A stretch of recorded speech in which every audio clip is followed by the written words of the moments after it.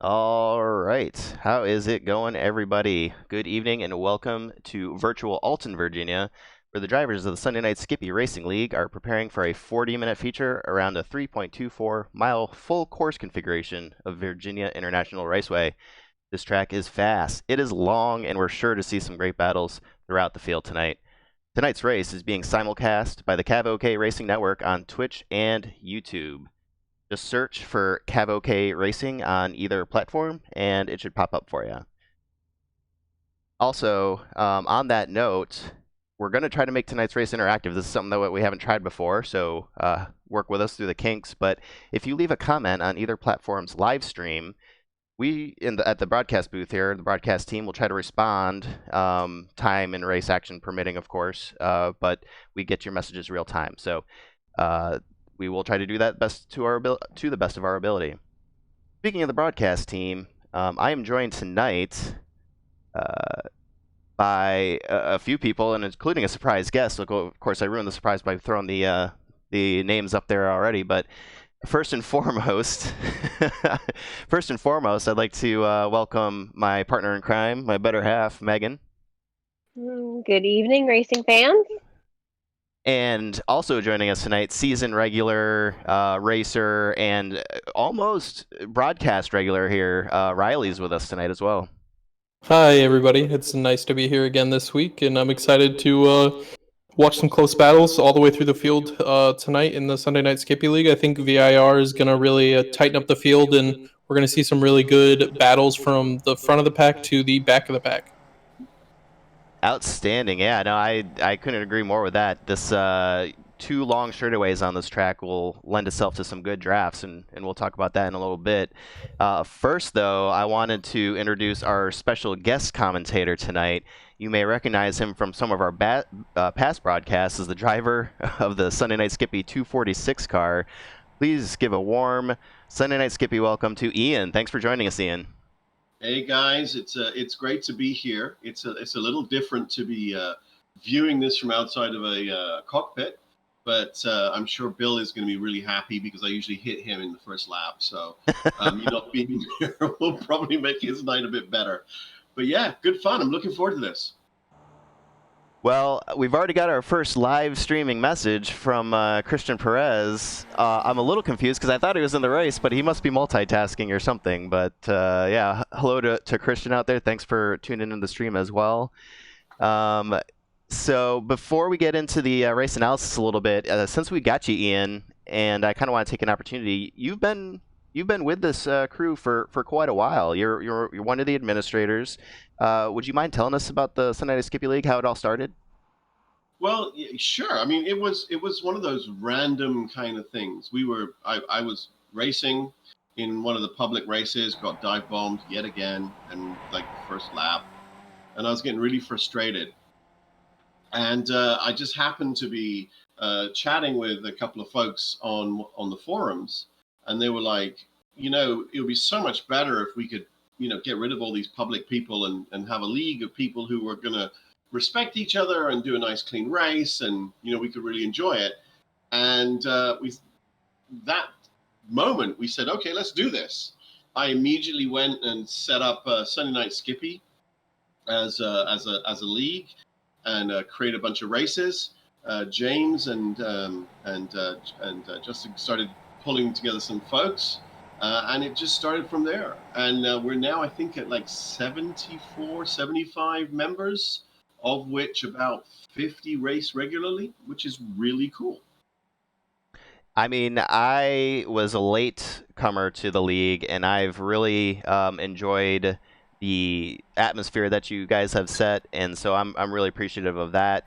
And it's a great place for if you're kind of just starting out in the Skippy, or you're kind of one of the faster guys. We got a couple really fast guys that race with us on these Sunday nights. So thanks for sharing that with us. And let's get into the race analysis. We've got the open qualifying has just started.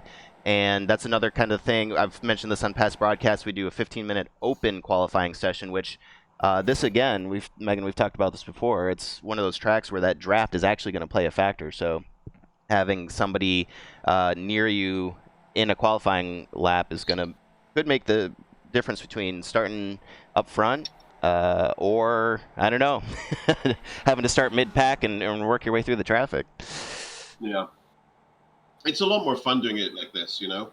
I mean, sometimes you will get a really, really good lap. Other times you find, you know, there's traffic in the way, you know, but having the time to get your tires warmed up properly, where you can actually get a decent shot at a decent lap, is really good. You know, and again, everybody being a little respectful of each other, it tends to be a little cleaner. But of course, the downside is you can't like wait for the perfect lap. You just have to get out there and do it. You know, if you hit traffic, you hit traffic. If you get a great tow, well, fantastic. If not, well, you know, that's the brakes.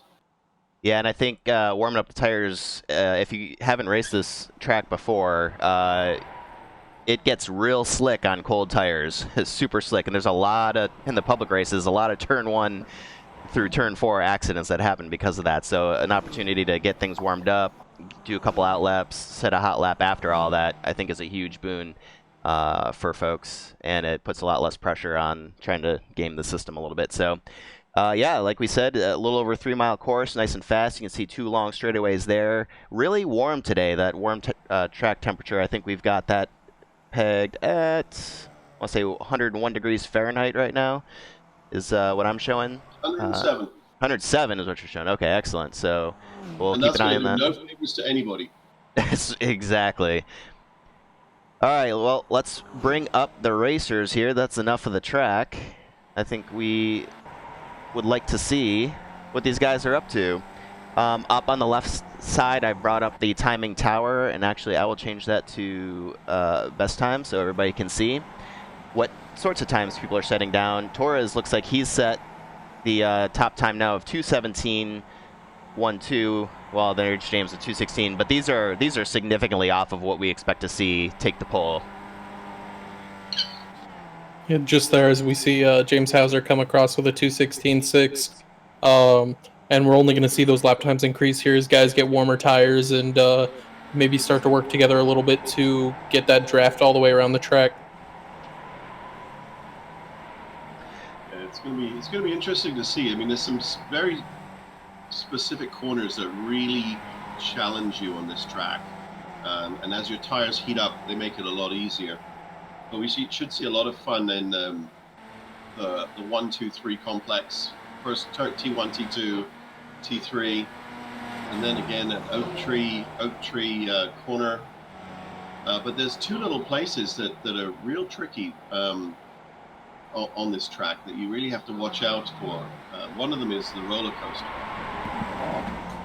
and then the other one is coming up to the complex just before Oak Tree corner as I watch Jonathan Dance go sliding into the wall. I think we saw that as well. So I will have the track map up for most of the race, but just to give people acquainted to that, the green highlight is who we're currently focused on. Red circles and outlines indicate off tracks, just so you can see what's going on there. Hey, and we're running a little short on time. I wanted to make sure we got this out of the way. We're going to try something new on the broadcast here, and we have developed picks. Now, we didn't do a good job of defining what everything meant, but we're going to give it a shot. I had everybody pick who their anticipated winner of the race was, a dark horse, who is maybe somebody who, kind of upper to mid-pack, who is always a threat to win, and who you anticipate getting a good podiums finish today, potentially, and then a lottery ticket, and that one probably had the widest range of definitions, but to me that's maybe somebody who's been further down, but you fully anticipate to outperform their past performances so far this season. So we'll obviously start with ladies first and go to Megan. Who are your picks today? Okay, so for those of you that don't know, I'm an attorney. So when Chris gave me the task of naming my winner, dark horse and lottery ticket for tonight's race, I did what really any good lawyer does. I took an in-depth look at all the stats, and then when that didn't work for me, I just flipped a coin. So truly some of my best trial strategies have come out of this method, so I plan on winning today. So first off, for my winner, I have Jonathan Dance. who we just saw there went off track earlier. So hopefully that's just a product of some cold tires and not the start of a bad race for him. He's currently sitting second in the standings, and his stats for the past 4 races are just screaming for a win, in my opinion. So that's who I've got going. And then for my dark horse, I actually have Don Parks. Just because from the stats, it looks like he's pretty consistent. And consistency seems to be what he has spades in this season. So while he tends to finish really where he qualifies, for me, I think that actually benefits him. Especially, it sounds like in a race like this where kind of you need to work with each other. I think with just a little bit of luck, he can push that consistency to a win, hopefully. And then speaking of luck, for the lottery ticket, I actually have Mike Bowers. When I told Chris that I had Bowers as my lottery ticket, he got it. We got into an in-depth argument over it. And for me, the way I looked at a lottery ticket is you just kind of need a little bit of oomph and luck to get you over that finish line. And looking at the stats, it looks like Bowers has just had some bad luck this season. I know he's super fast, so I think he just needs a little bit of something, and I think he's going to be right back on track this season. Yeah, for the record, I did not consider Bowers a dark horse, a lottery ticket, but I guess that's where the definitions come in. And I was arguing with an attorney, which, of course, everybody knows how that goes. So, all right, Ian, what do you got for us today? Oh, well, you kind of sprung this on me. And Meghan, you and I, yeah, the same person for a winner. We've had 4 races so far this season. We've had 4 different winners. Jonathan is always up there, in contention. I think that it's his turn tonight. For dark horse, I picked Steve Dewar. Steve's great. I mean, he's very consistent. He seems to be able to pull it off. He has a couple of issues he's got to deal with. He forgets to look in his rearview mirror, number one. So if he's someone trying to draft him, he never remembers to break draft for anybody and just toes them along. So if he can sort of get himself around that, I think Steve's got a good chance of being right up there in the contention. He's been getting faster and faster. I'm just looking to see what his current lap time is. Okay, I haven't got one for him at the moment. But he's been doing pretty good. And then for a lottery ticket, I put Bill. Couple of reasons for that. One is I'm not in the race, so I'm not going to hit him in the first lap. That's fair.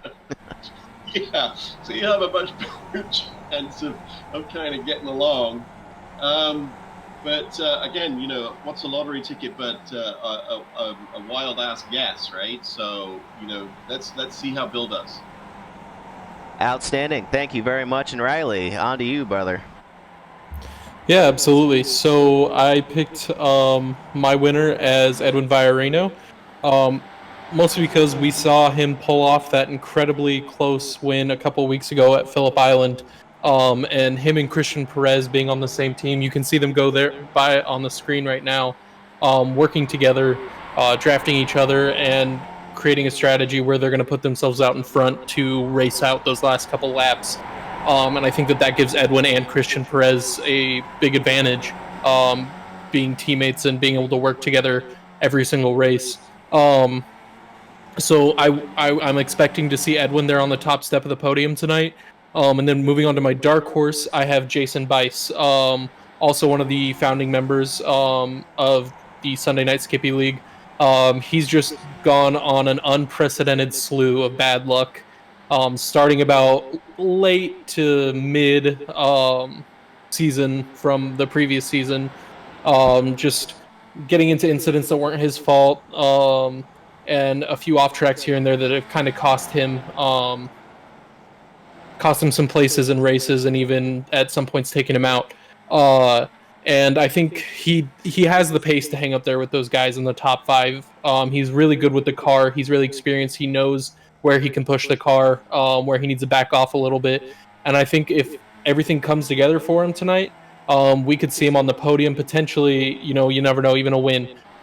Jason is a really fast driver, and I think that he's very due for one of those top 5 finishes.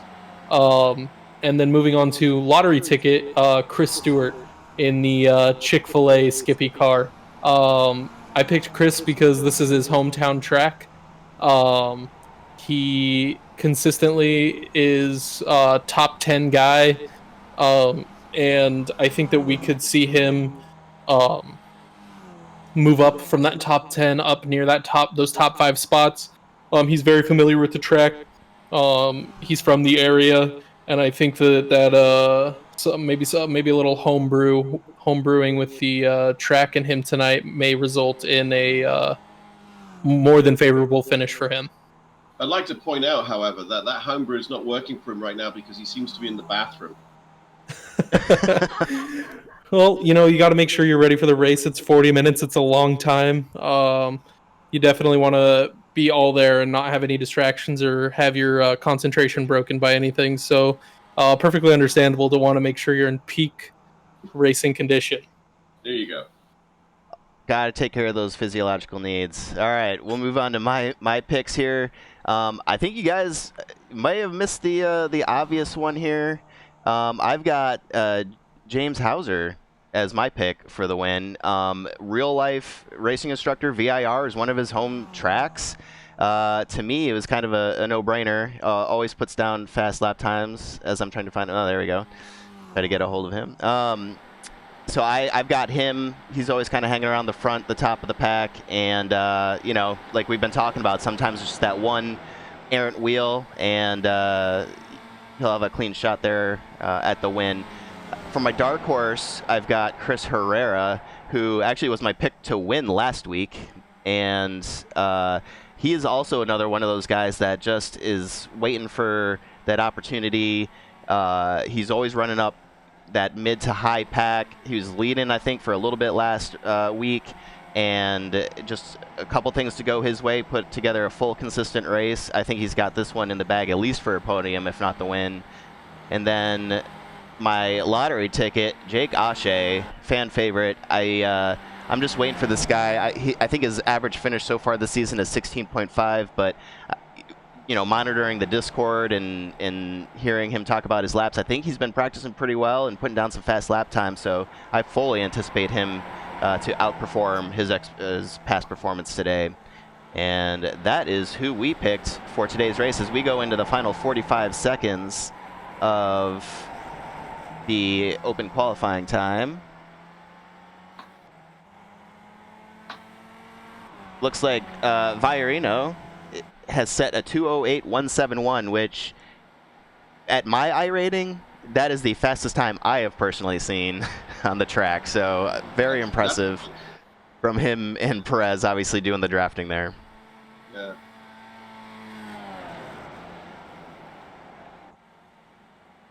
How many people do we have out here for qualifying right now that we're going to see out on the track? So I currently have 26 people that have put down a time, 31 total to have registered for the race at the moment. And I'm going to run out of room on the screen if we keep adding people. So I think this may be the biggest field we've experienced so far with the league. It's looking like it. It's looking like it, for sure. If we do have all 31 grid up. So we do actually have a cutoff time here with the Sunday Night Skippy league. And so the drivers must make a certain time to be able to grid up for the race. Throughout the week, they don't have to set it in qualifying or practice it or anything like that. They can set it in a public race at any point.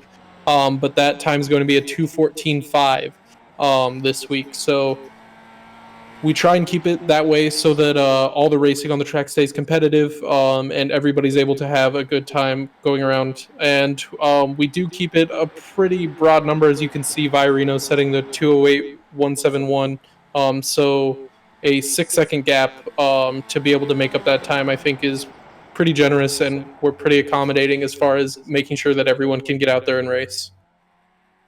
Well, that's the whole point of it, right? I mean, we're trying not to be exclusive. We do have a couple of rules about who can join. First of all, you have to have a C-class license. We don't want to take people who have just started out in the Skippy, because that just causes too much havoc for everybody else. But likewise, we're not looking for the 4K, the 4K racers either, because then it's just no fun for anyone. Absolutely. So we were looking for something in between. Again, it's good, clean racing as far as we can do. We try and keep the rules as minimal as possible to allow for us to just keep everybody clean and good to go. But yeah, let's see how this rolls out. Perfect. And for the open qualifying times, just as a reminder, basically if you've started your lap, when the time runs out, basically, so that 15-minute mark, you get to finish your lap, set that last time. Looks like we got a couple stragglers. That is why we're seeing the clock continue to tick up a little bit, in case this is somebody's first time watching one of these.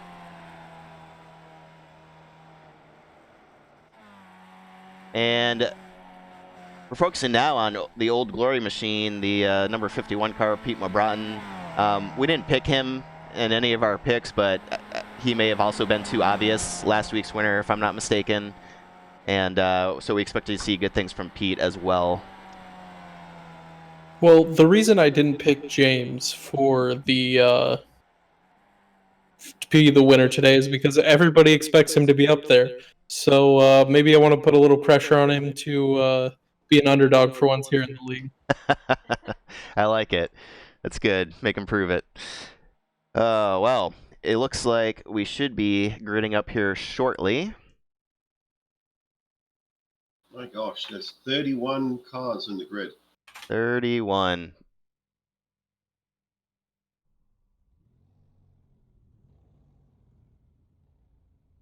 All right, let's see. I've been having a few issues with this overlay, so I apologize. Let's see if we can get this reloaded.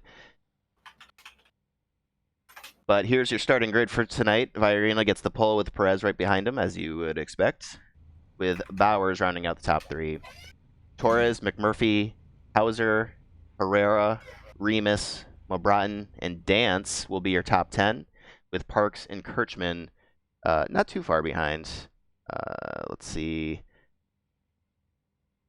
Followed by Dockery, Dewar, Moffitt, Bice, Groombridge, Horbeck, Prediak, Dawkins, Ball, Ashe, Burba, which he may be new. I don't know that I've seen him around, so welcome, Jeff.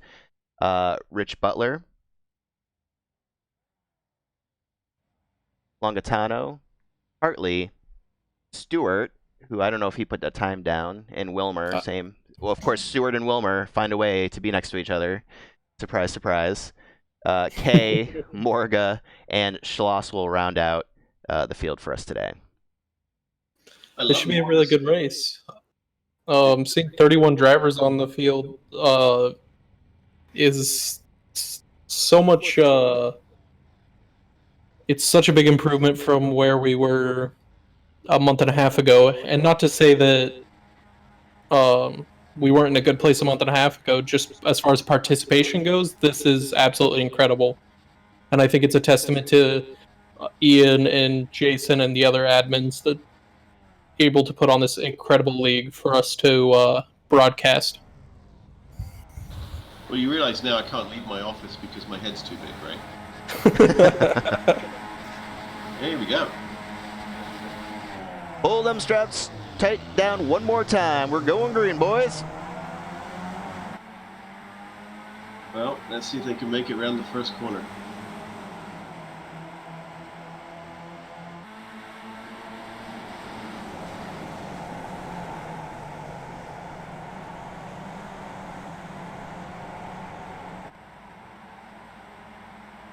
And it looks like they're being pretty respectful here so far through the first corner. Oh, we got a spinner. Who is that? Dang it. Lindell? I'm going to look back here. It looks like Boris had an off track. Real quick. Yeah, I just caught that inside of the lip on the turn and went backwards. Looks like he's back. Oh, and he's off again. So not a fantastic start there for Boris. Unfortunately, and there's somebody riding by there too with a, looks like Jonathan Dance may have crashed. Let's see what happened there.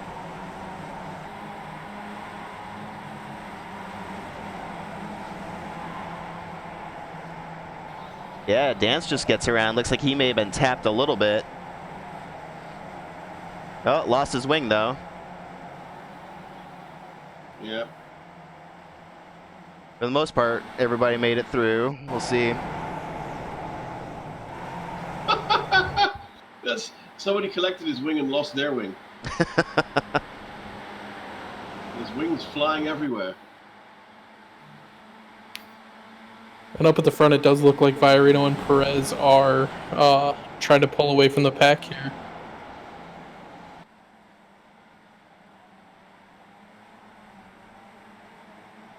And one interesting thing that does come into play here with teammates racing, especially here up at the front, is pit stop strategy. Yeah, that's something we haven't talked about yet, but if you're new to viewing this, there is a one required pit stop, and that's driven by a cap on the amount of fuel that you can carry. So everybody will be forced to have a pit stop. Having a teammate is kind of nice. You can get back into that draft. You don't got to worry about what everybody else is doing. So it'll be interesting to see the communication between the 58 of Perez and the 11 of Viorino.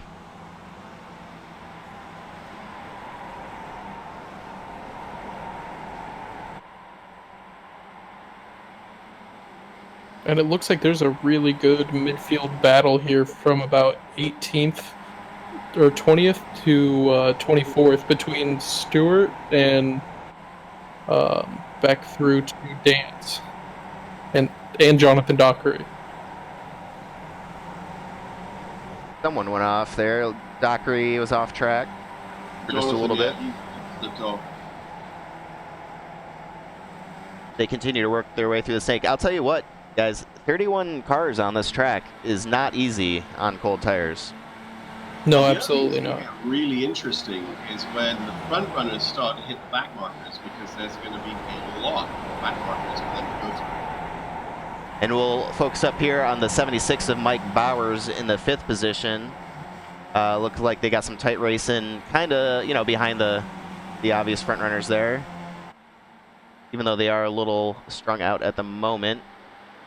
And it's really tough to hold back. This long backstretch that we have here, you can really get into that slipstream, and the draft in the Skippy is huge. So to hold back from wanting to pass every single time, you got to have a lot of self-control.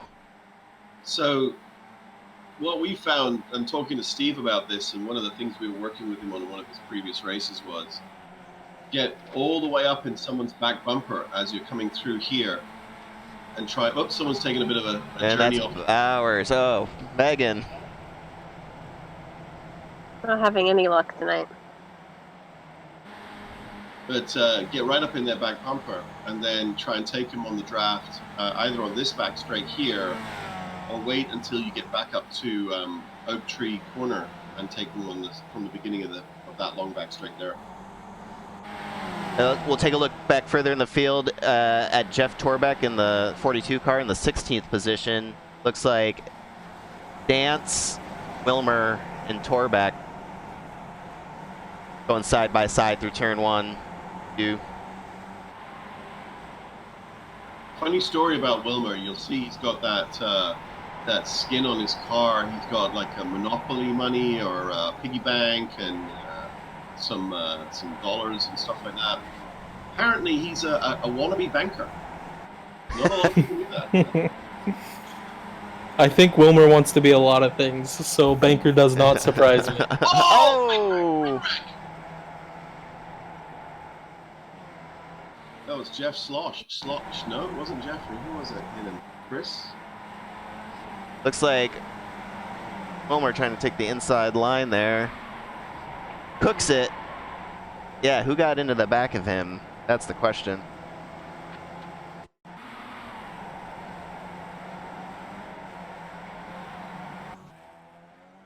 And I'm sure Wilmer had some choice words for that incident that happened right there. actually slowed down a bit too much. And we've We got someone will. going Yeah, it looks up. like as Jake Ashe unfortunately gets in the wall as well. We'll try to look back one more time at the Carrington Filmer incident. Oh, yeah. And I'm having a tough time working the cameras tonight. I apologize to everybody for that. Yeah, it looks like they were just in a flow. Got turned down a little bit on the speed and just got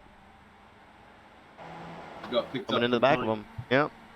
I think that's pretty similar to the incident that happened between me and Vice at Barcelona, where he took kind of an unconventional line through a corner, and I was carrying a lot more speed, and I didn't realize it, and it just kind of ended up right in the back of him.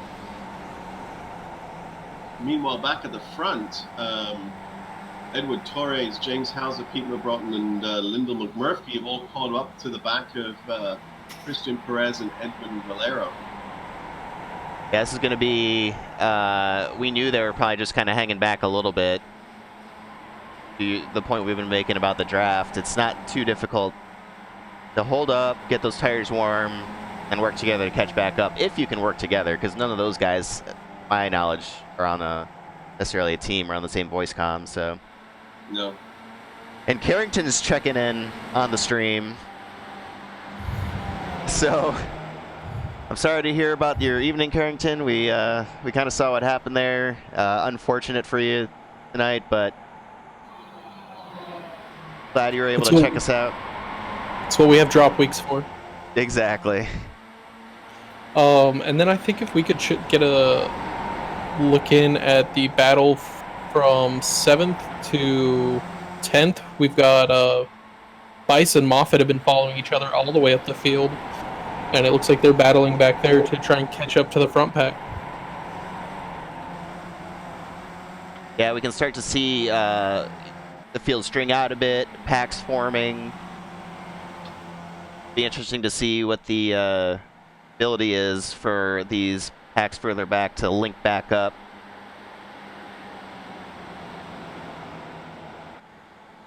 And then Groombridge and Steve Dewar are not too far back at 11th and 12th, trying to catch up to that back of the top 10 pack. Looks like Dewar's going to try the outside move. Oh, he gets by him. I know if Bill said, all right, man, you got it, but... The roller coaster is a hard place to pass. That is a tough place to pass. Oh, man. I mean, Steve definitely just made that look a lot easier than it is. I'm getting reports that Robert Longatano, sorry, a little hiccup there. Longatano has crashed. We'll see. Yeah, I just cooked it around Oak Tree a little bit. It wasn't a super big crash or anything. Back live. Back on the track. Just a quick little off track. He should be able to make up that time here with 30 sorry. minutes still left in the race. Checking in with Chris Herrera. Don't break my heart again. Oh, man, just locks it up around Oak Tree, but he'll be all right as well. Looks like he should be all right, though. I mean, sometimes that dirt in these cars, the second it touches your wheels, you're going for a ride, and you're just a passenger there in that Skip Barber car. And I hate to keep focusing on accidents here, but I just saw a bunch of off tracks, and we'll see what happens with Dockery and Morga. Looks like they just kind of merged cars there.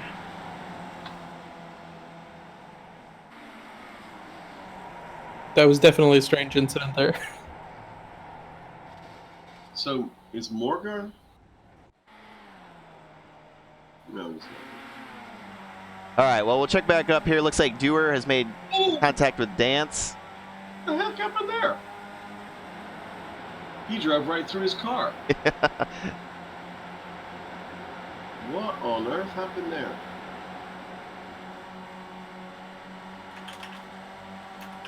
Dance making moves without that rear wing. And Dewar just like, well, I'm going to pretend your car doesn't exist, and I'm just going to drive right through you.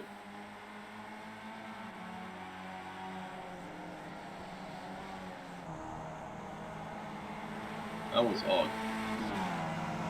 Well, we're starting to see the field space out a little bit here as we've got the top 6 within 5 to 6 seconds of each other, and then it kind of starts to drop off after that as we've got 7 through 13 there within 10 seconds of each other.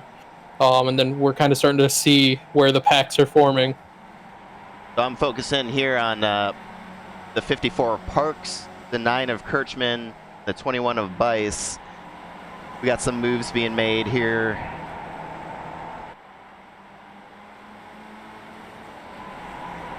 And I think with these long straights, Bice is probably more than content to sit back there, wait till the pit stops, see where he comes out, and then decide to make his attack. I think this is probably the highest Jason's been this far into our race in a while, so... Well, let's not jinx anything up here in the booth. We definitely want to see everybody in this race. The commentator's curse there. Yeah. So well, there's Perez has gapped the front, and Torres has overtaken Edwin. So Torres is now second. Edwin is now third. Pete's fourth, and James is fifth. But it does look like that front pack is going to start coming up to their first back marker here. But they're going to have to deal with. All right, we'll go live on board with James in a 2-lap racing Skippy in the 75. You get to see his point of view as we go down the roller coaster. Everybody seems to be taking Edwin out, or overtaking Edwin, I should say. Now, again, I wonder if this is strategy, because if you're behind somebody else and they're towing you along, you can ease off the throttle, save a bit of fuel, which means that you can either run deeper into the race, which then means you need to take less fuel in your pit stop. That is true. You can make up quite a bit of time with the length of time it takes to fill these Skippies up with fuel. But I also kind of wonder if maybe Edwin might have some damage because he's dropping like a hot potato back the field currently. Let's see here.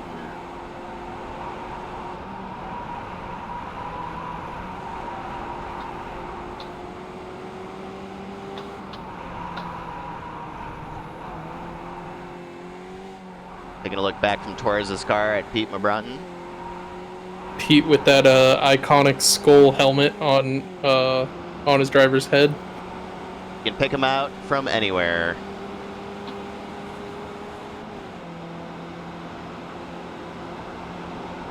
All right, let's see what's happening a little further back. I don't know if we've checked in with... hoping we checked in with in a little bit. Got new guy Jeff Verba, hailing from Michigan in the Double Trouble P51 theme paint scheme, one of my personal favorites. Putting in some good laps out there, currently running 17th. Like he's managed to stay out of trouble for the most part.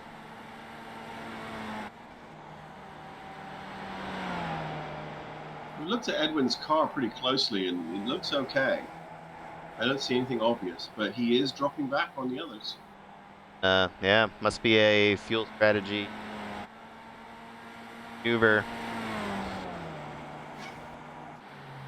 All right, come back here to the 9-car Tyler Kirchman from Gamecock GP. It looks like he's running without a back wing. I think that's Dance in front of him. Just made the move for 9th.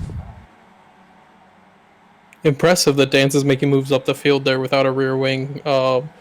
Even with the limited downforce that the Skip does have, that without those wings, it can severely affect your cornering speeds.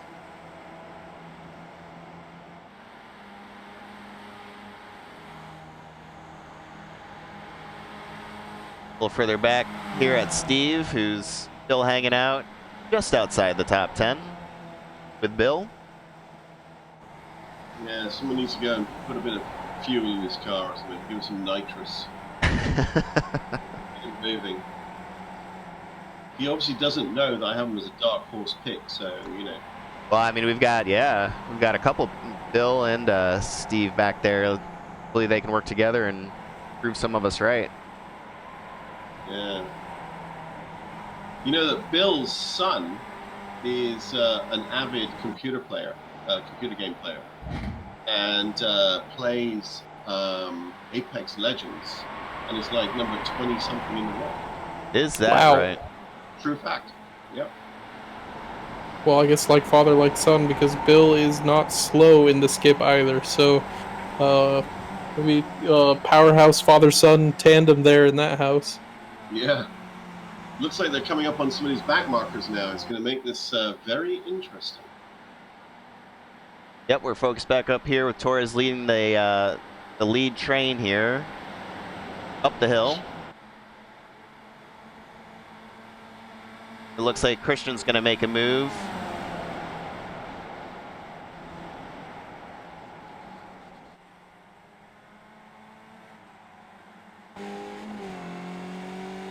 Go on board here with Christian and see how he maneuvers around the lap traffic.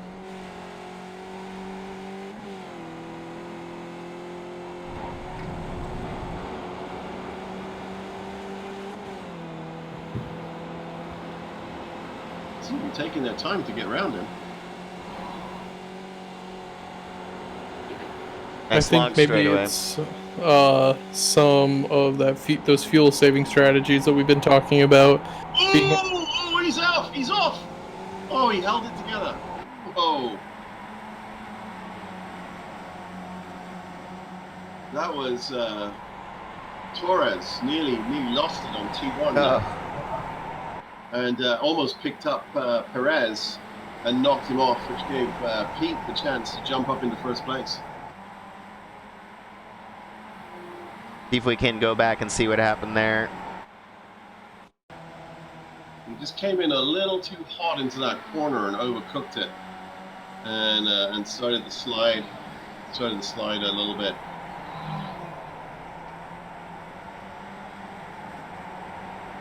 Saved it. He did. I mean, my gosh, right? Oh my gosh! I thought he was going to just clip the back of Christian, but he just missed it, and then just hit himself colliding with James. Come back here to Steve Dewar. Worked his way up into the 11th position now. He's got Tyler Kirchman right ahead of him, who is hot on the tail. Jonathan Dance says Kirchman gets into the grass a little bit. That's going to let Steve catch up. Yeah. Now we've got to start looking at pit window opening fairly soon. Usually about, what, lap 13, I think? Yeah, 12, we're 13? approaching quickly the halfway mark of the race. We'll look back here at Jeff Torbeck, who's got Jack Moffitt squarely in his sights.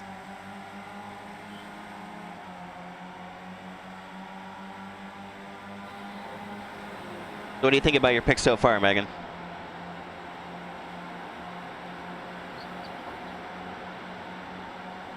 You got somebody parked. Looks like you got Dance in ninth there without a rear wing, so that's pretty good news. Yeah, Jake has lost his rear wing as well now. Oh no, he hasn't. He still has it. I lied. He was parked in the grass for a little while there, though.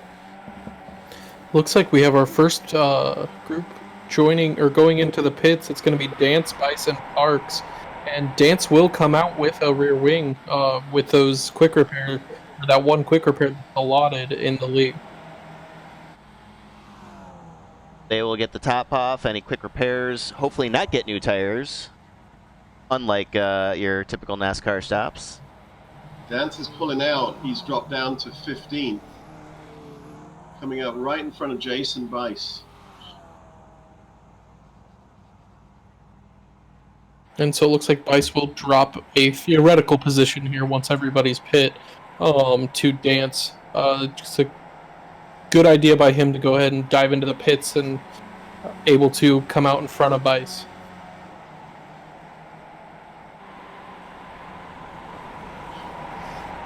So we've got 1, 2, 3, 4, 5 people pitted, 4 people pitted on lap 9. Parks, Dance, Bice, and Chris Stewart. And Edward Torres has just pitted. He's been in the pits 12 seconds now.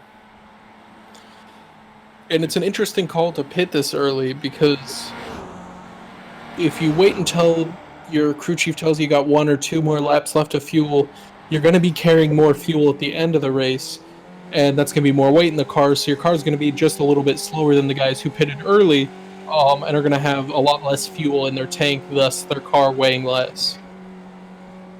Yeah, but Edward seems to have screwed up something because he's still in the pits and he's done 40 seconds. Oh my. Everybody else has been done around 35. Little McMurphy's in there. He's been in there 38 seconds. I wonder whether they've forgotten to turn off change tires.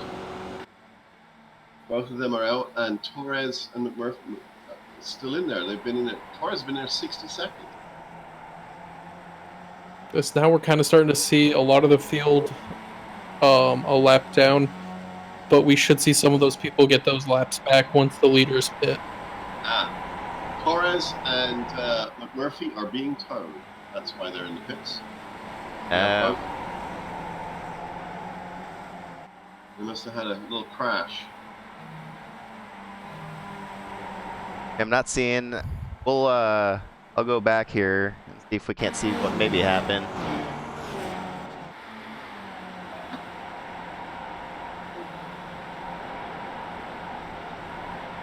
Oh, Pete and Torres were side by side. Got Torres backwards into the fence. And we'll see Lindell McMurphy. Oh, Pete just clipped the back tire, his back tire. Spun him out. Bet he's probably kicking themselves for that one a little bit. Yeah, Lindell McMurphy just around Oak Tree. Cooked it. Did it to himself. And it looks like that corner has been catching a lot of drivers out tonight. Yeah. Tire barrier. Edward and Lindell are both back out of the pits right now, heading back onto track.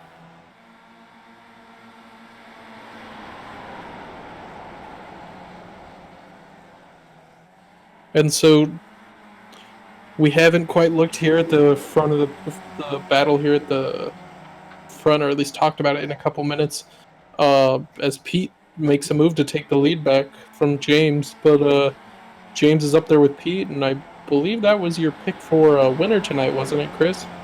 Yep, it looks like James and Edwin and Christian are now in the pits, leaving Pete out. He's on his own. And see how the strategy works out. We may see Perez get a black flag for speeding in the pits because he flew up behind Pete and tried to. It looked like he was trying to pass him getting into the pit lane. Take a live look here at the pit lane. I also, just for everybody's situational awareness, I pulled up another column on the timing tower to show you the last time that the car pit. That's what that is. Oh, and it does look like there were no speeding penalties awarded, so Perez gets away with a sneaky little attempt to pass there in the going into the pit lane.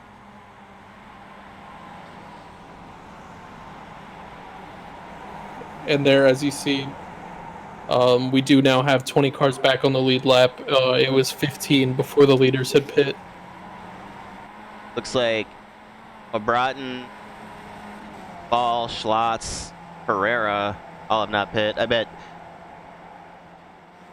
Look back here at Herrera. Oh, trying to get in pit road. A little miscommunication there with the what number car is that?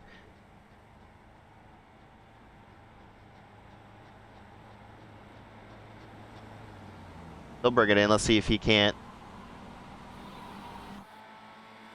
work his way back up the field. One of my favorites to do well tonight. That leaves Torres, McMurphy without a pit stop. Krediak, Dawkins, and Ashe is what I'm showing. And this should be... Sorry, go ahead. Oh, I was going to say this should be interesting here. With the guys running from P5 to P7, Parks, Dance, and Bice, they're going to be running with 2 laps less of fuel in their car. when we come here to the closing stages in the next 15 minutes. Maybe they will have a chance to pull that lead back. It does seem like a pretty big gap at this point, but we'll see what they can do. And it looks like Mo Broughton is going to pit. Let's see where he ends up coming out. Yeah. He's moving already. I'll focus in on James here, the current leader. Comes out right behind James Hauser. Ooh. So he only loses one place. That's pretty good. Not too shabby. And right behind them, Edwin, Christian. So they're in pretty good shape. Then you got another 16 seconds back to Don Parks. Funny story about Edwin and Christian, you know. They're actually estranged twins. Is that so right? They have this whole like twin speak thing where they can read each other's minds, which is why they race as a team. Now, Ian, is that something that they told you pre-race, or is that something that you just thought up? No comment. Take a look back here from Tyler Kirchman as Jason gets on his tail. Feels pretty well stretched out at the moment.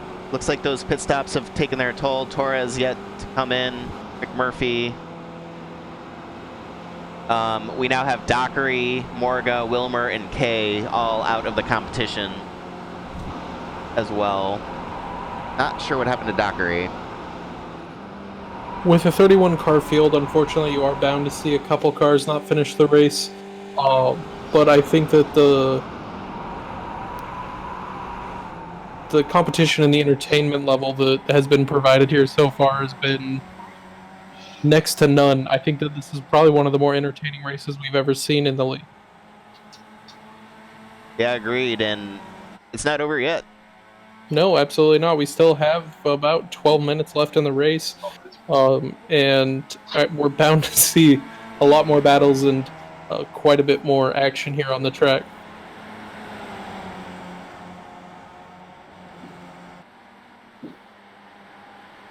We've got Pete overtaking Edwin, or pushing to overtake Edwin right now. Here we go.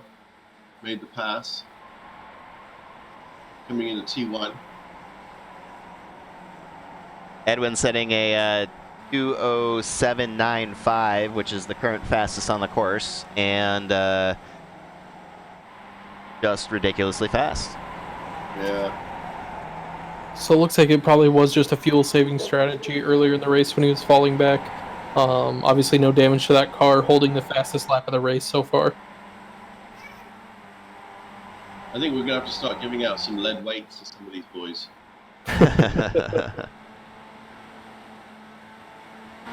All right, so the closest racing on the track right now between Mo Broughton and Viorino, Weiss and Dewar.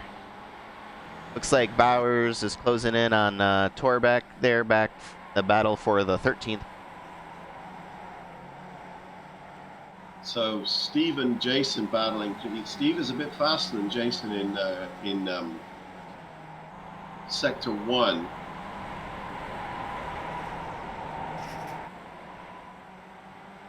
By 0.2. And he's 0.5 slower in Sector 2. And I don't think we've taken a look here at the car running in 20th, the 16 car of Ball. Kind of in his own little bubble here right now. But looks like he's ran a clean race. He's still in the lead lap. And I think that being new to, I believe he's new to the league, correct? Yes, he is. He's new there.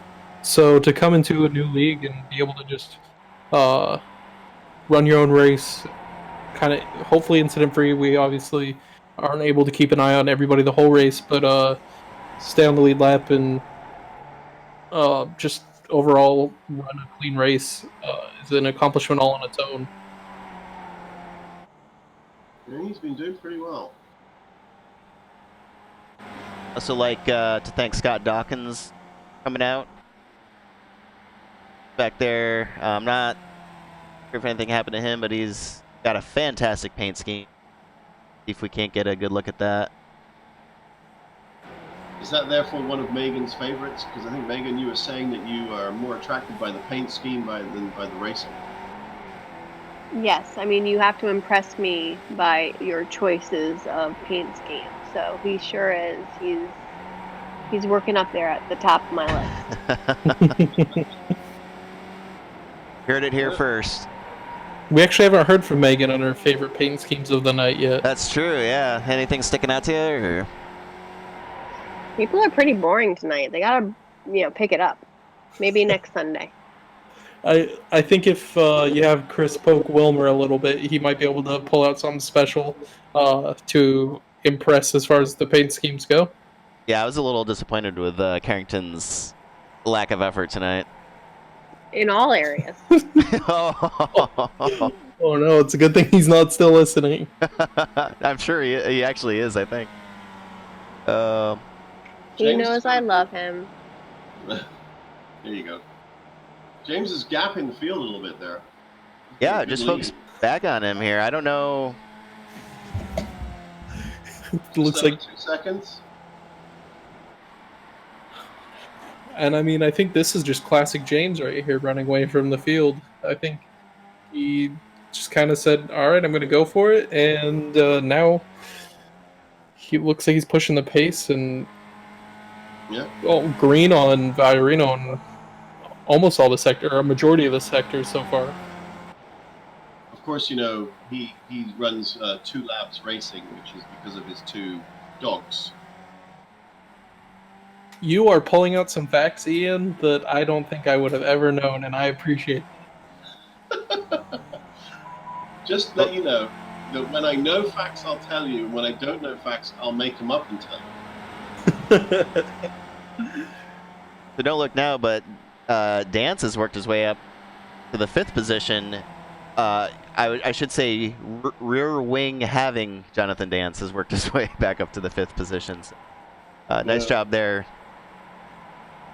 You'll keep it until Dawn knocks it off again.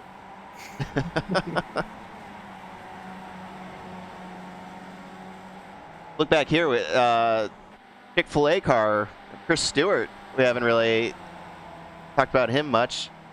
Sitting there in the 12th position, staring down Jack Moffitt.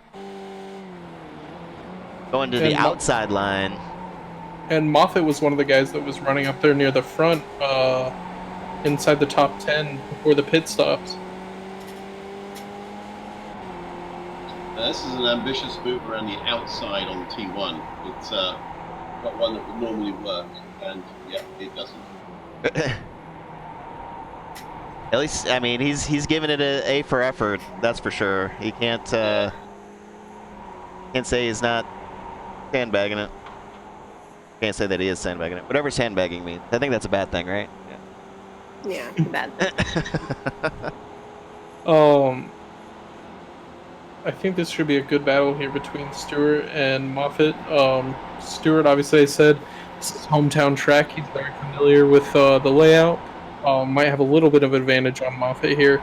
But Stewart always bringing the competitiveness, but I think he's one of the cleanest guys on the track. I think in the NASCAR world, he could probably be equated to Mark Martin. There you go.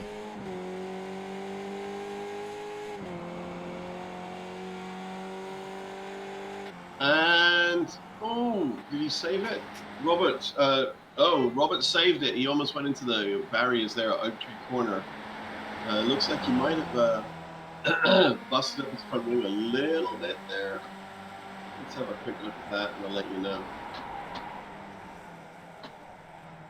Looks like Chris Stewart's able to make the pass going down the roller coaster. A lot of good passing happening on that sharp bend. What turn is that? 17? And I haven't really seen that in the public races. That's really nice to see these guys pull that off. Large amount of skill required to be able to do that. So Robert is running in the number 12 7-Up car. I'm not sure how you work that out. If it's a 7 car or a 12 car. But anyway, right now he's lost his little nose coney piece, so he's going to be getting a lot of cool breezes up his trousers. There you go. I think looks like he just gave the tire barrier there a little bit of a love tap. Yep. Left the And nose cone behind. believe it or not, that nose cone actually is probably the most crucial piece of aerodynamics on the car. When you lose your nose cone, you can lose seconds on your lap because you cannot get up to that top speed with all that air going up inside the car rather than around it. So true. So true. Sounds like a voice of experience there, my friend. Maybe just a few times. And Meghan is shooting milk out her nose right now, so she'll be back with us shortly. All right, we'll go back up here to the Mobrat and Virino battle. Actually, Jane, I'm sorry, Hauser, Virino, Mobrat. Another 6 seconds back to the 58 car Perez. I think. Are you okay? All right. I just need another drink. Yes, those Moscow mules, man. Let me tell you, they don't make them stop. That's right. James looking like he might be giving up that top spot. Can Edwin pull it out? Oh, they come close. Bro. He just backed out. Oh, there. He's not giving up. He's not giving up. And Pete is going, well, maybe I can see something going on here. Right along with Pete. As we click down to 2 minutes remaining. Yeah, it's getting up to just send it time. James is right on him, and then Pete has got a nice run out of that corner and caught up with them a bit more. This is going to be down to the wire. Because, I mean, it's going to be, I guess, if they can make it around, this might be the last lap. You never know.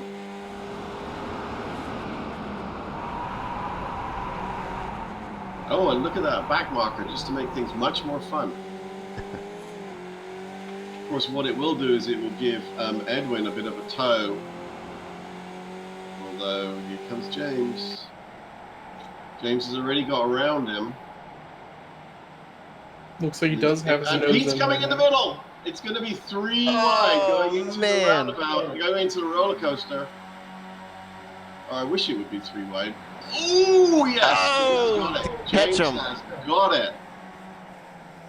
Edwin had to back right out. Edwin goes around. Oh, Edwin.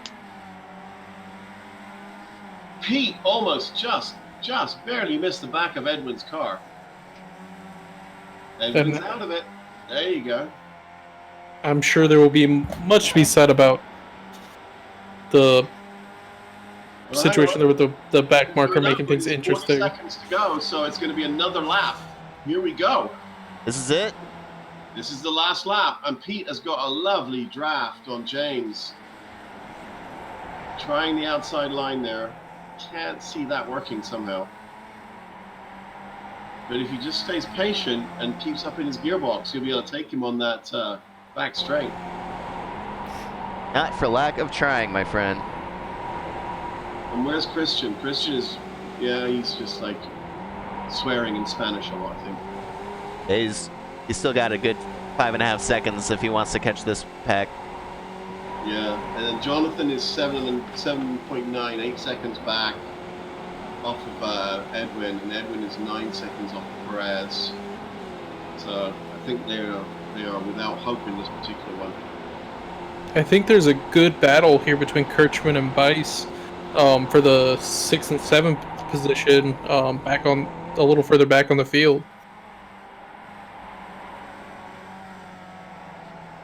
And Stewart and Moffat are having a bit of a ding dong. Your favorite Chick-fil-A car? I mean, it's just send it time now, boys. You're having a bit of a what now? Bit of a ding dong. I had questions, but I kept them to myself. Bit of a battle. Bit of. Oh, I like adding to my vocabulary. We'll come back here real quick. Back up to the front. Final turns for Pete and James. Who's going to we make it did happen? miss Pete making the move to be out in front while we were checking on for a little further back down the field. But which position do you want to be in here, first or second? Of course, now Pete's got a little bit of a gap. I don't know. A lot of a bit of a gap. Never mind. Yep, got it. Woo! Yeah. And Broughton takes home the gold once again with Hauser, Perez, Fiorino. Be just outside the podium in that 4th spot. And a good recovery by Viorino. He took a full trip around and was still able to get the car back out on track and finish 4th. Richmond is coming up on Vice. Vice and at the line. Oh my gosh, did he get him? I couldn't tell. Yes, he did. Richmond took Vice on the line. Look at that. That is not bad at all. We'll have to go check that out at the end of the race as Park, Stewart, Groombridge, Bowers comes by. Moffitt makes a last-second pass over Chris Stewart. Jeff Torbeck right behind him. Lyndall McMurphy. Oh, here we go. And we've got Torres and Verba coming up. They're still coming up into the roller coaster. Torres is a way ahead. Is Verba down a lap or something? He gave that up with like no effort. No. Herrera coming across the line. 17th. Well, well, well. What a race.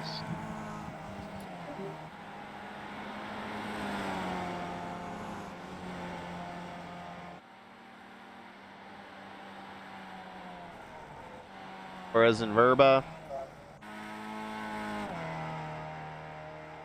Vince Ball coming around the last turn. I think our last guy across the line is going to be Jake Ashe. Ashe. Yep, in the 77.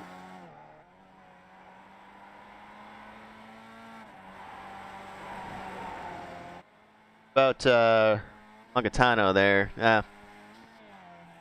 He's ahead of Jake. Hiding on me there. We'll bring it down the roller coaster here. Do a 24th place finish. Not too shabby.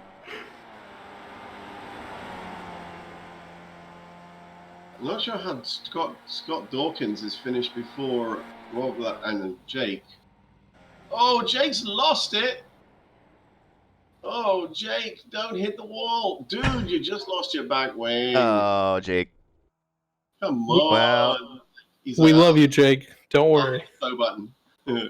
All right. Let's see what these end results are. Ema Broughton takes home first with Hauser and Perez finishing on the podium. Fiorino, Dance, Weiss, Kirchman not. So I'm showing Jason may have pulled that out between him and Tyler. We'll look at that in a second. Park, Stewart, Groombridge, Bowers, Moffitt, Stewart, Corbeck, McMurphy, Herrera, and Torres. Verba, Ball, Schloss, Rediak, Hartley, Longatano, Dawkins, Butler, Ashe, and Dockery. Morga, Wilmer, and Kay, who are a field that had 9+ laps down there. Let's see if we can't go back and see that last second.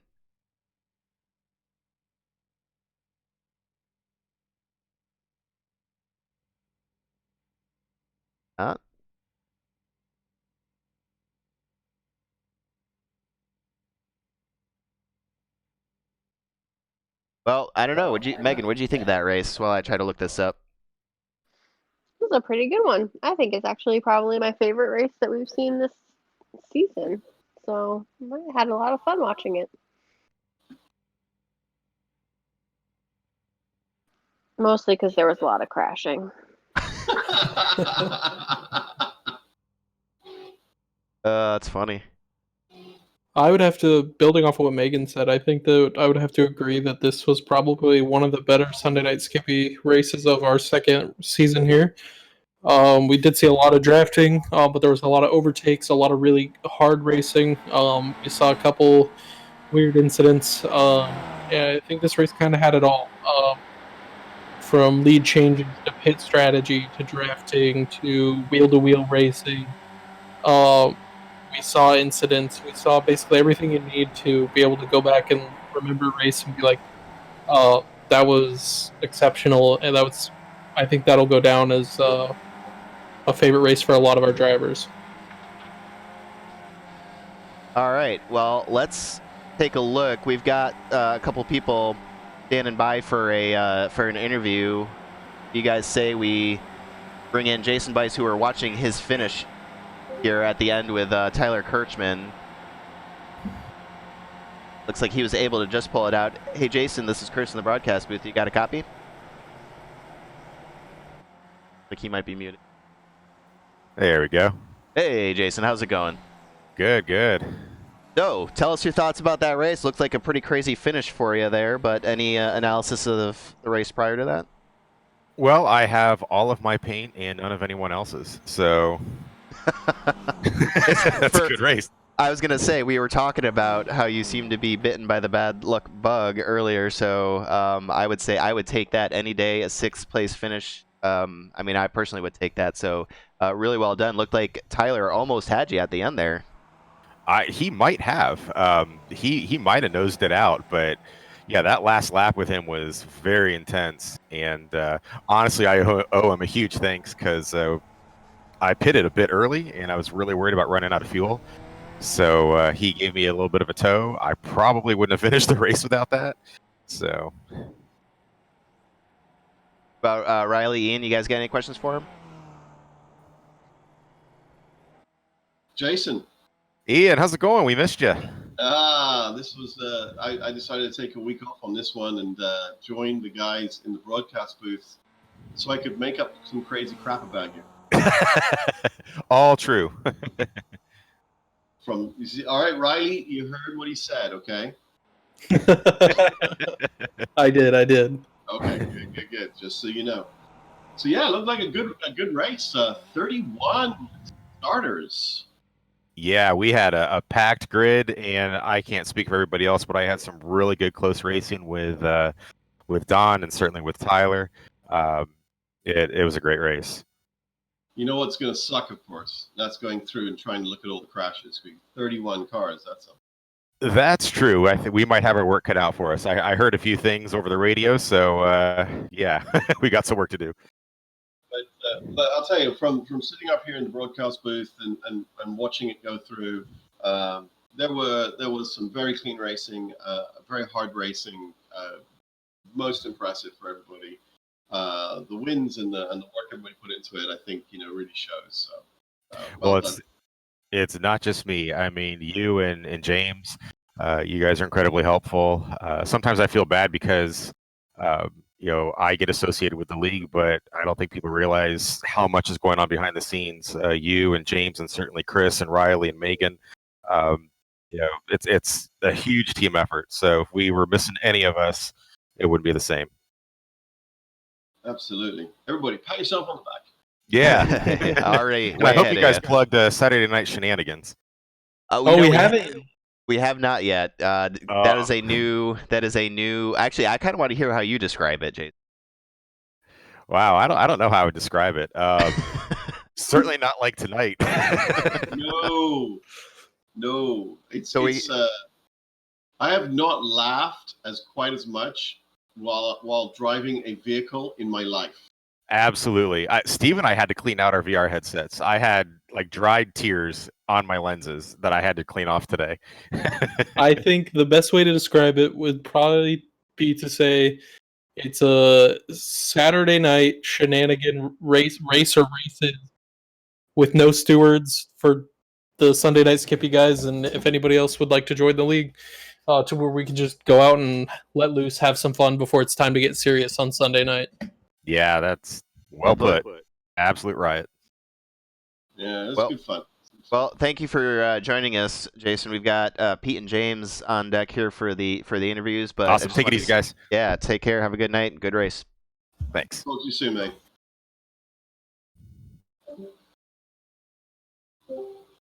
Hey, Pete, it's Chris up here in the broadcast booth. Have a copy. Oh, maybe not. Give him one more shout out here. Pete, it's Chris in the broadcast booth. You got a copy? So, fun fact about Pete is, that he loses his voice when you ask him questions. It's proof is in the pudding, as they say. All right, well, we'll put Pete back in the standby here and see if James is available for an interview. Hey, James, it's Chris in the broadcast booth. You got a copy with us? Nobody. Everybody. I think everybody's going to have a stiff drink after that race, especially after that finish between. I see James is keying up his mic. He's just not saying anything. Can you guys not hear me?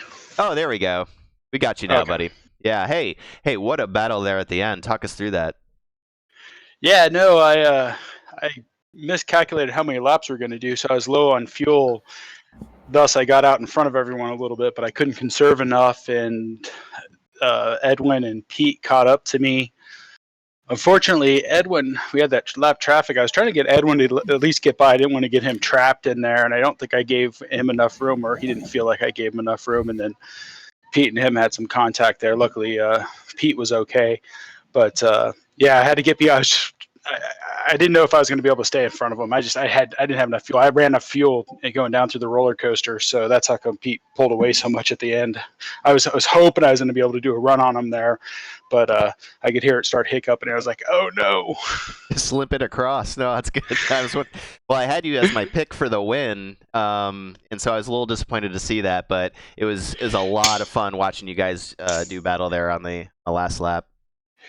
Yeah, it was. I thought I was trying to conserve fuel. I dropped off about 0.3 of a second a lap, trying to just conserve enough fuel to make it. Because I was like, "What's going on? We're doing an extra lap. Why are we doing an extra lap?" And I didn't do the math properly. That's what I get for prepping minutes before the race and during practice.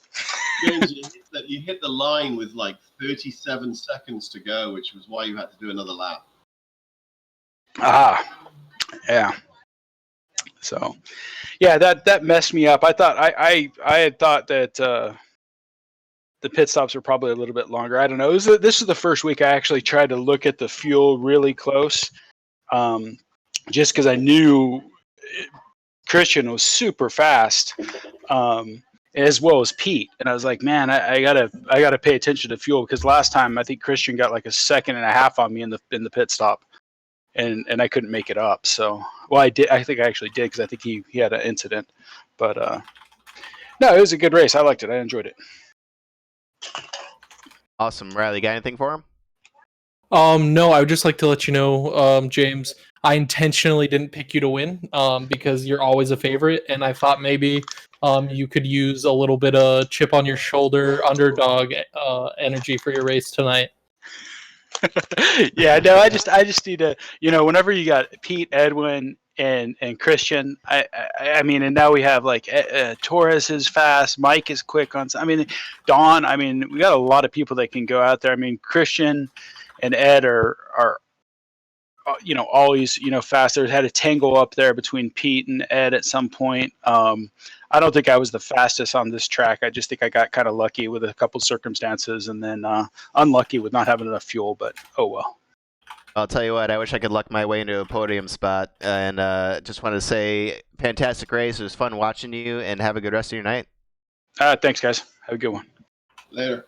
All right, we'll try it one more time to see if we can't get winner Pete Mabron on the line. Hey, Pete, it's Chris in the broadcast booth. Chris? Pete. I wish I could poke him. I believe. Well, I'll keep him in here, but let's just get some final thoughts as I try to. So if looks like we still got some people watching. we're amateurs at this broadcasting. If you didn't notice, and we just kind of do it for fun. And so I'm gonna play around a little bit with the championship standings, with something that I've been trying to work on while we do that. But I just was I will like to point out that he literally spent all day on all this stuff. So I was trying. I put in a good college effort. So he not only a good college try, but an entire day's worth of work. So I'm super impressed and proud of him. So Well, it didn't work, so oh well. okay, I'm neither impressed nor proud. There you go. Well, A good college try though.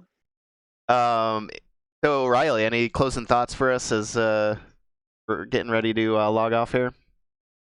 I think we had a really good race without very many issues overall, and I think that we saw some really good racing, and it makes me really excited to head into next week and bring that race to you guys, and do it with Megan and Chris, and if Ian joins us again.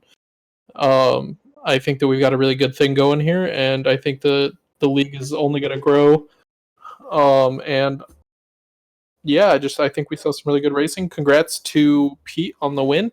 And I'm excited to see where the season develops from here. And I mean, very nice thought. I wish we could have ended on that, but we're gonna try Pete just one last time. I got a message from him here. Pete, do you have a copy on us now? Okay. He was just playing with you. I know. All right. Well, anyway, how about Ian? Any final closing thoughts? Well, guys, this was a lot of fun. I really enjoyed it. It's something I've never done before. Well, not like this. You know what I mean? I can make up rubbish with the best of them, but yeah. But yeah, it was a lot of fun. I enjoyed it. The race was awesome. I mean, and we are open to pretty much anyone who wants to come and have a go.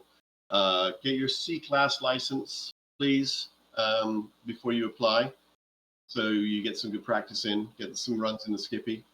But if you want to come and just mess about in our Saturday night shenanigans, that's going to be opening up soon. Additionally, we're trying to open up a regular weekday evening session that would be a practice session and then open quali and race for no points, just to give people a little practice on whichever track that we're working on for that week, where they don't have to be inside of a pub race necessarily. So we're looking at doing that as well. Yeah, we want to keep growing this league. We want to keep going from strength to strength. We value a lot of input. One of the things we wish is that more people would, give us some ideas of things that they think could be done to make stuff better.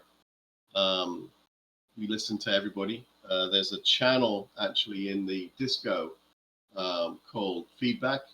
And so, put stuff in there and we all go in there and read it, and then we sit and discuss it ad nauseum, to be honest with you, where we try to figure out how can we do stuff to prevent issues and make things better. And that's, you'll see things changing slowly over time. Yeah, I mean, again, Chris, awesome job. Thanks so much for hosting this. This was brilliant. Meghan, nice to meet you again. Sorry that our main pick did not make it. Don't know why. I'm gonna have to have words with Mr. Dance. Yeah, good stuff. And Riley, great to hear you in here again. Look forward to seeing you back on the track again soon. And actually, also very nice words. 7th time is the charm, ladies and gentlemen. Let's try it. Pete, do you have a good copy with us? I sure do, Chris. Hey, all right. We got it, yes. Finally. Hey, so, I mean, what an intense race overall. That last lap, though, especially, I mean, you guys had us kind of glued to the edges of our seats. Talk us through all that. Yeah, that was a really complicated situation with the back marker. I think we discussed it a little bit in voice after the race. Everyone got stuck behind the back marker there, and we tried to leave him a lane, but it's a little bit too late. And then on review, from what I saw, I think what happened is when Edwin went to turn in, the back marker actually hit the brakes just right then. So Edwin and me were both had to panic turn, right? And I think I actually got the left rear of Edwin, and then he was loose through the roller coaster, and we all know how that ends up. So kind of an unfortunate deal. Um, I don't know that the backmarker could have done anything terribly different other than you can break a little bit later when you go that far outside, but not the way you want to win them, but I'll take it. A win is a win. Absolutely. Yeah, no. So we kind of were tracking a little bit on that as we were watching the race, and it is unfortunate, but at the end of the day, it was good seeing you and James. He mentioned that his fuel calculations were a little bit off, which kind of helped you in the end too. Yeah, he had a monster jump in the pits, and I was wondering if he had done his calculations with the assumption he was in draft, because that's one of the interesting bits of strategy when you start adding pit stops. Is if you're used to one particular value of fuel that's required, or you're using a fuel calculator, those will usually look at the last 3 to 5 laps. Well, if you've been in draft for the last 3 to 5 laps and you jump everybody in the pits, you no longer have a draft. So there's a really good chance you're going to short fuel if you didn't add a little bit based on your previous calculations, and I suspect that's what happened. Yeah, it makes a ton of sense. And actually, if I'm remembering correctly, you when the rest of that front pack went in, you stayed out. Am I remembering that right? They tried to jump me, and it would have been successful too if James had put in just a little bit more fuel, right? Because that forced me to do as hot of a lap as I could with no draft, and then if they work together through out of the pits, they'll get me, right? And James definitely got a huge jump there. Oh man, in cahoots with Virino and Perez on you there. That's good. Diabolical I like shenanigans. it. I'm all about the diabolical shenanigans. Oh, Riley, are you still with us? You got any questions for Pete? No, I think just like to say congratulations to Pete for winning the race. There was definitely those last couple laps are really interesting. But yeah, congratulations on the win. We're excited to see you back out there next weekend. Thanks, Riley. I'm glad we could make it interesting for you. Yeah, it was a fun race to watch. Congratulations again on the win, the W, and we will see you next week at Nords, I believe.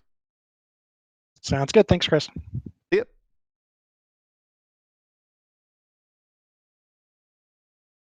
All right. Well, Meghan, final thoughts. Final thoughts are this was a great race. I joke about the fact that the crashes were the most exciting part for me. I don't really mean that. I mean that in good fun, right? I actually do really enjoy watching close races like this where there's a lot of strategy involved, draft is involved, and other things like that are closer to kind of what I'm used to watching in NASCAR. This one was exciting for me to watch from a family and friends perspective. I think, and I know that a lot of family and friends are actually watching tonight, or will get to watch the rebroadcast whenever they have a chance. So I just encourage you all in this time of kind of social distancing to get out there and enjoy these broadcasts as much as possible, to see your loved ones enjoying something and getting to do something fun and kind of taking their minds away from other things. And that's why really I spend the time that I do with Chris, and I let him spend the time and the amount of time that he does on iRacing for that exact reason. I think it's a great way for kind of us to bond together and for me to be able to learn something new. So I really enjoy this, and thank you guys for giving me the opportunity. Well, yeah, two thoughts on that. The another plug for the Saturday night shenanigans that are coming up. If you do like crashes and you're not afraid to say it, that's going to be the night to come out and watch or a race. And it's a lot of good fun and a good stress relief, and nothing on the line, and a lot of fun for the racers and viewers. Highly recommend it. And I would just say to that, yeah, the pit stop I think is I want to say divisive, guys. I don't know what the right word is, but there's been thoughts on should we keep it, should we get rid of it. I enjoy the full strategy to some extent because it adds just that little bit of wrinkle, and it's not just all about hot lapping and craft. I like the pit stops. I think that it's a great idea to have in there. I'm a big proponent of it. I'm wondering if we should. I mean, what would happen if we had two? Oh man, no. I think that you can add some excitement. I'm all about trying to get the fast guys in with the slow guys or in with the medium speed guys. The parody. Yeah, it makes for such a more interesting race experience as a driver. You learn so much more as well. I mean, even when you're trying to get out of the way of these guys that are coming flying past you, but it just makes it more fun all round. And if you're a really good fast guy in our league, and you're not fighting for the win, it will get boring after a while. You want to I be, know. yeah, you want to be fighting for that win and having to push for it all the time. And I think anything that makes that more, while initially it might frustrate people because it's making it more difficult for them, I think they'll appreciate it over the long haul because it's not something they go, well, I don't need to bother racing because I know what I'm going to do. I am not Lewis Hamilton. Right. Yeah, Carrington actually brought up a suggestion on the stream: 2 mandatory pit stops with mandatory tires both times. I don't know about that, but we'll see. That would put the ducks among the pigeons, as they say. Well, it's not. It's the cat among the pigeons, but even so, I think. Well, there you go. But yeah, that would be someone should pop that up in the feedback channel and make a suggestion. Maybe we'll try it for a week 13 and see what happens. Someone told me the admins are open to suggestions, so there we go. All right. Well, I just want to say thanks everybody who did watch. Again, clearly amateur broadcast, but hopefully, if you're one of the friends or family tuning in, you got to see your loved one do some racing or yourself. We try to work through the field. Welcome the feedback. If you got comments on YouTube or Twitch, leave us that so we can continue to get better. We're just kind of doing this to kind of lift morale and spirits and all that. So we're doing what we can. A great race by all the drivers, great community. Again, plug in Sunday Night Skippy. If you're interested in road, get that C class and race. Be a part of, if nothing else, just be a part of a good community. These are very trying times. Very hard to find different ways to deal with that isolation. And I found this to be very cathartic personally. And so I just wanted to thank Ian and I'm forgetting people, but everybody who runs the league. And have a great night, Carrington and Steve. He was on the stream as well, making comments. But thank you, everybody. Stay safe. Take care of yourselves. We'll get through this together, and I look forward to just a crazy course next week, and at Words and. How that's going to play out, I don't know, but I'm here for it. So we'll. We haven't figured out how we're going to do the qualifying for that yet, mate, so. Right? Yeah. First things first, I suppose. But yep. So have a great night, everybody, and we'll see you later. Thank you again to Megan and Riley and Ian for joining me in the broadcast booth. If you saw some of our earlier broadcasts where it was just me. Yeah, not so good. So thank you guys for being here, and have a great night. Later, guys. Good night.